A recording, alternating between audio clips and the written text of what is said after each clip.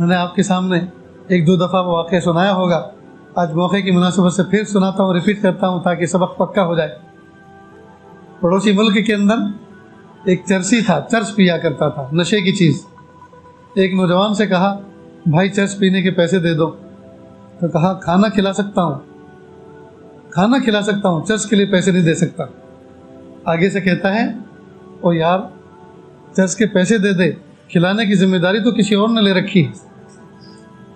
ظاہر ہے اس نے چرس پلانے کی ذمہ داری تو نہیں لی، کھلانے کی ذمہ داری تو کسی اور نے لے رکھی ہے، تو چرس کے پیسے دے دے۔ تو اس نے اس انداز سے کہا کہ میں ہکا بکا رہ گیا اور دینے پہ مجبور ہو گیا، میں نے کچھ پیسے اس کو دے دیے۔ جب دے دیے تو وہ تیز تیز قدموں سے چلنے لگا، یہ بھی پیچھے پیچھے چلا کہ دیکھوں یہ جاتا کہاں ہے اور کرتا کیا ہے۔ یہ چل ہی رہا تھا، راستے میں کوئی فنکشن ہال تھا، شادی خانہ تھا، دو حصوں میں بنا ہوا تھا، ایک میں کچھ عورتیں بیٹھی تھی اور دوسرے میں مرد حضرات تھے، خوشیوں کا ماحول تھا، اور کھانا مردوں والے حصے سے سرو کیا جا رہا تھا عورتوں والے حصے کی طرف۔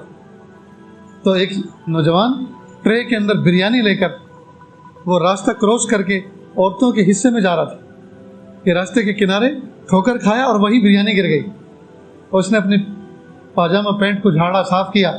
اور وہ ٹرے بھی وہیں جھاڑ دی اور واپس دوبارہ لینے کے لیے گیا۔ یہ چرسی وہیں بیٹھا اور فوراً کھانا شروع کیا، گرم گرم بریانی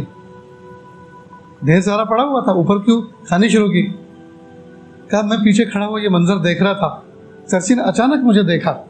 اور عجیب بات کہی کہ میں حیران رہ گیا۔ کہا